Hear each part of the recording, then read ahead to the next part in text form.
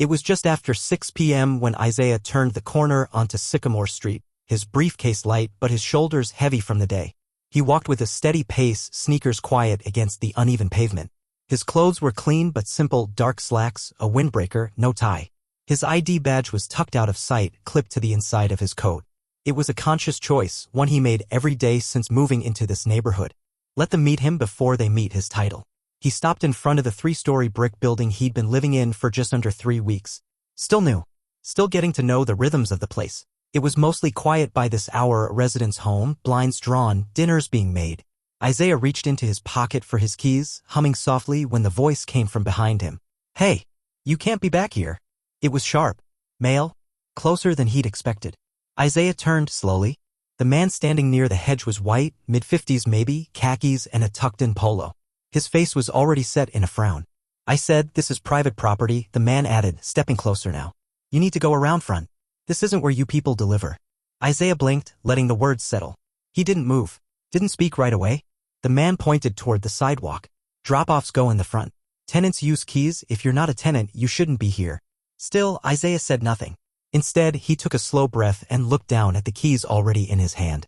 This wasn't the first time, and he doubted it would be the last. Isaiah raised his hand slightly, showing the keys between his fingers. His voice was even. "I live here."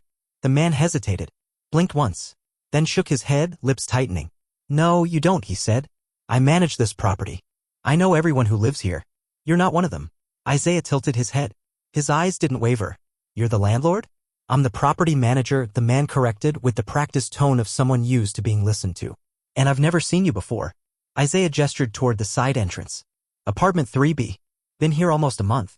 But the man wasn't listening anymore. He stepped in front of the door, blocking it with his body. "You can't just walk up to people's homes and make things up. If you don't leave now, I'm calling the police." Isaiah's jaw clenched for half a second. Not out of anger, just tiredness. He'd been home from the courthouse for less than 10 minutes. No robe. No tie. No courtroom to shield him. Just pavement, brick, and assumptions. "I'm not making anything up," he said quietly. "Would you like to see my lease?" The man crossed his arms. "I want to see ID. Proof you belong here." Isaiah reached slowly into his jacket, pulled out his wallet, and flipped it open. Not to the license. To the card just behind it. The man didn't take it. Just stared. "Isaiah Grant. Tenant. Lease signed on May 3rd, Isaiah said, reading it aloud anyway. "I work at the courthouse. Room 211. Civil Division." Silence. The manager's eyes flicked from Isaiah's face to the card, then back again. But he still didn't move. Still didn't apologize. Isaiah waited. Calm. Still. Holding that silence between them like a weight neither of them could ignore. And behind them, a curtain in the window above swayed slightly. Someone was watching. Someone had heard. The man's posture didn't change, but his eyes flicked upward. He'd noticed the movement in the window too. A neighbor. Maybe more than one. Isaiah didn't look. He didn't need to.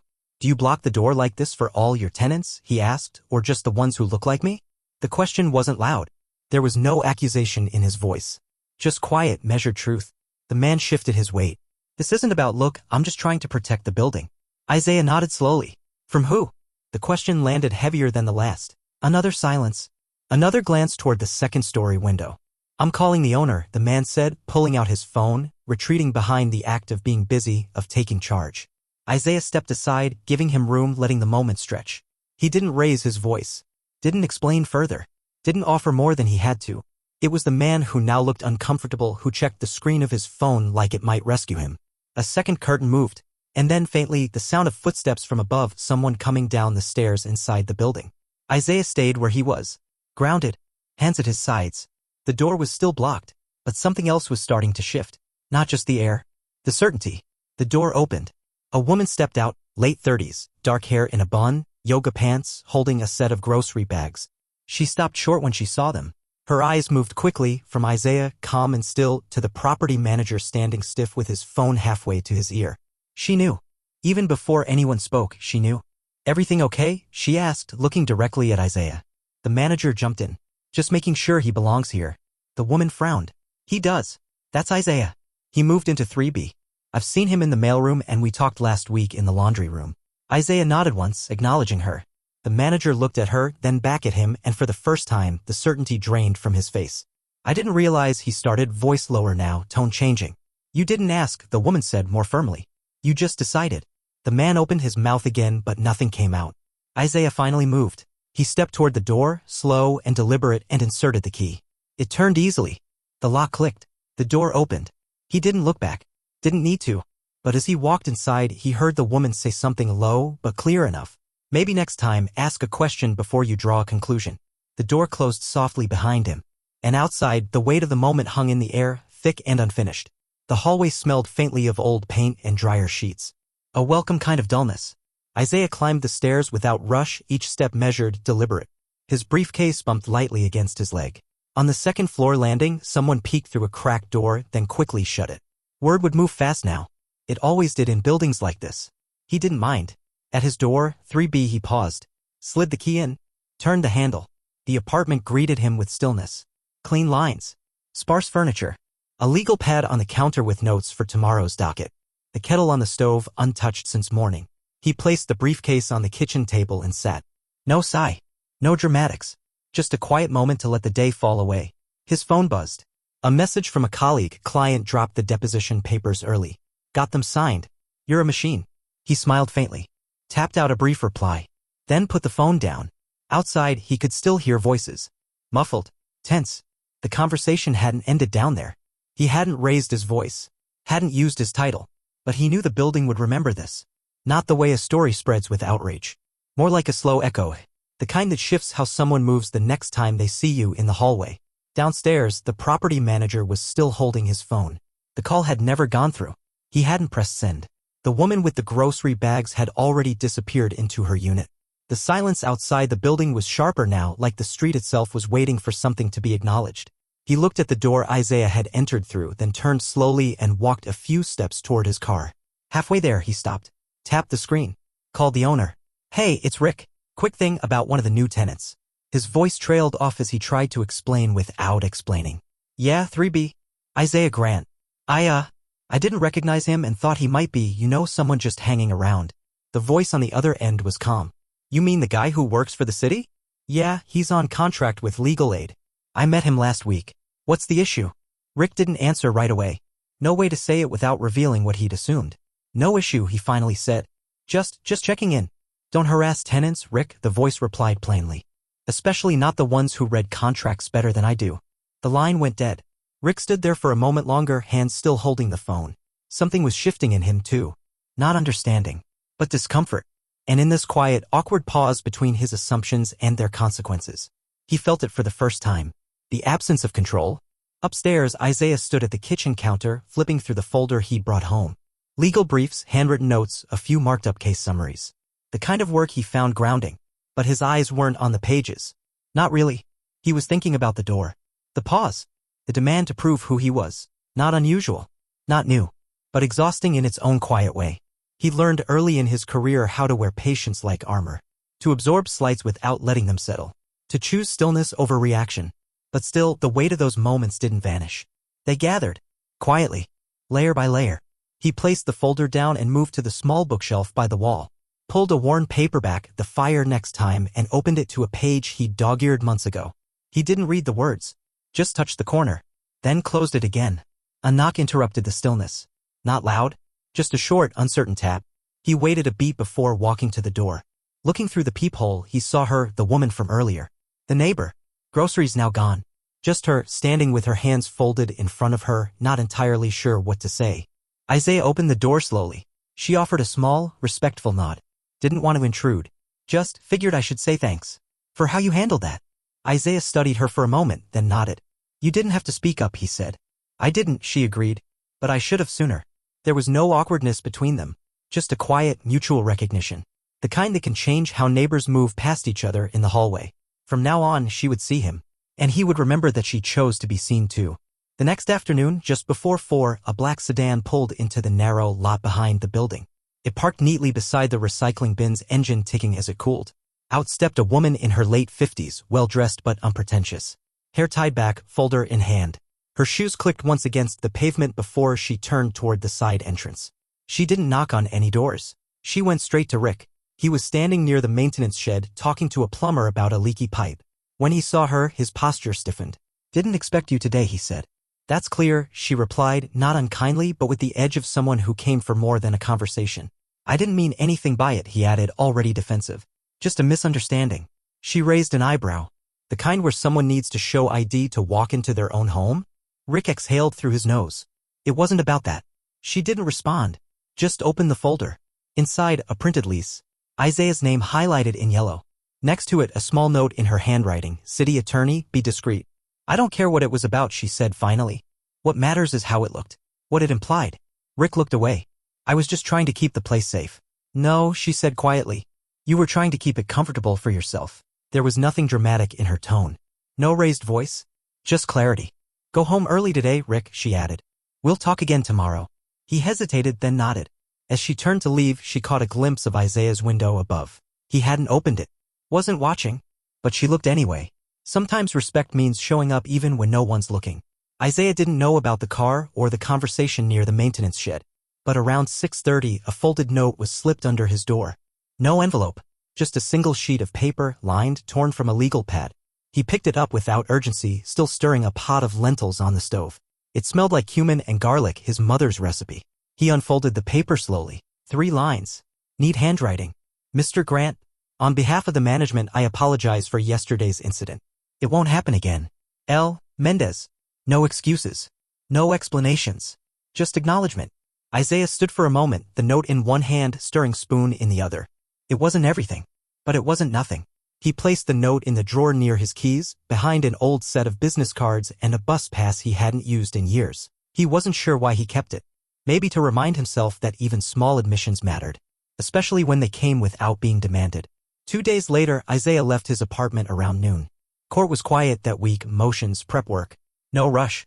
As he stepped into the hallway, he heard footsteps from the stairwell. Fast, light. A young boy, maybe 10, came around the corner with a basketball tucked under his arm. He stopped when he saw Isaiah. Eyes wide. Nervous. Isaiah nodded politely. Hey. The boy hesitated. Hi. Then, quietly, you live here? Isaiah smiled slightly. I do. The boy shifted the ball between his hands. I thought maybe you were visiting somebody. Nope, Isaiah said, locking the door behind him. Apartment 3B. The boy nodded, looked down, then up again. That man downstairs, he thought you were breaking in or something. Isaiah didn't answer right away. Just studied the boy's face. His unease. I know, Isaiah finally said. The boy looked around like he was checking to see if anyone else was listening. He yelled at my uncle once. Said we couldn't play near the back steps. My uncle didn't do anything. Isaiah crouched a little so they were closer in height. What's your name? Malik. Well, Malik, he said, if anyone ever tells you that you don't belong in your own home, you tell them you do. And if they don't listen, you let someone like me know. Malik's eyes narrowed, thinking that over. Someone like you? Isaiah stood straight again, briefcase in hand. Someone who knows what fairness is supposed to look like. Malik didn't smile. But he nodded. And that was better. Sometimes the smallest conversations stay the longest. Especially when a kid is trying to understand where he fits. The building didn't have an elevator originally. It had been added in a renovation 5 years ago after someone's father fell down the stairs. Isaiah rarely used it. But that day, his ankle was sore from a run and he figured one floor wouldn't hurt. The doors opened and he stepped in. Just as they began to close, a hand reached in, stopping them. It was Rick. No tool belt this time. No clipboard. Just a tenant form in one hand, coffee in the other. He paused when he saw Isaiah. They stood in the small space, shoulder to shoulder, neither speaking. The numbers lit up. G, 1, 2. Rick cleared his throat. I heard you got my note. Isaiah didn't respond. Rick tried again. It was meant sincerely. Still nothing. The elevator pinged. 3rd floor. Isaiah stepped out, then turned back for just a moment. You don't get points for doing the right thing after the fact, he said quietly. But you do get chances to do it better the next time. Then he turned and walked down the hall. Rick didn't follow. He just stood there, watching the doors close, holding a coffee that had gone lukewarm in his hand. Sometimes grace isn't loud. And it doesn't mean forget. It just makes space for someone to choose differently going forward. A week later, something new appeared in the building's lobby. Not a big announcement. Not a meeting notice. Just a small flyer tacked to the bulletin board next to the outdated pizza coupons and dog walking ads. Know your rights as a tenant. Printed neatly. Black ink. Plain paper. No signature. It listed contact numbers for legal assistance, fair housing offices, city resources. A short paragraph at the bottom explained what discrimination could look like and how to report it. Isaiah didn't post it, but he noticed it. So did others. The woman from upstairs stood reading it with her arms folded, nodding slightly to herself. Malik's uncle glanced at it while waiting for the mail. Even Rick stopped and stared at it for a while, hands in his jacket pockets, saying nothing. No one said who put it there. No one needed to. But a message like that doesn't go unnoticed. And the quiet around it didn't mean silence. It meant something was sinking in. A shift. Subtle. But real. Late Friday afternoon, a small envelope arrived under Isaiah's door. Handwritten, no return address. Inside, a flyer for the building's first community evening. Potluck, open courtyard, Saturday at 6 p.m. Bring something to share. Or just show up. It wasn't official. Not sponsored by the management. But it had a quiet weight. Isaiah placed the note on the counter. Didn't decide right away. The next evening, just before 6, he stood in front of his mirror adjusting a collar that didn't need adjusting. It wasn't nerves. Just the pause before entering a space where people were still learning each other. Downstairs, the courtyard buzzed softly. Folding chairs, plastic tables. A slow jazz playlist from someone's Bluetooth speaker. Malik waved the second Isaiah appeared. Hey, you came. I said I live here, didn't I? The boy grinned. Someone handed Isaiah a paper plate, filled it with rice and something homemade. Neighbors nodded. One woman offered him lemonade. Another asked if he was that attorney upstairs. He just smiled.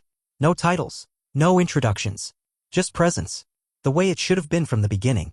Later that evening, the sun dipped low behind the fence, casting a soft amber light over the courtyard. Conversations had loosened. Laughter came easier. Isaiah sat near the edge, plate now empty, listening more than talking. Across the yard, Rick stood awkwardly by the drinks table, half turned away. He hadn't spoken to Isaiah all evening. But he hadn't left either. At one point, their eyes met. No words. Just a held glance. Rick gave a small nod. Nothing showy. Just acknowledgement. Isaiah didn't return it. Not out of spite, just clarity. He wasn't there for that. He was there for the kid chasing his ball between the planters. For the woman who brought 3 kinds of salad because she wasn't sure what people liked. For the neighbors sharing food and space like they always should have. Rick looked away first, poured himself a drink, blended back into the quiet.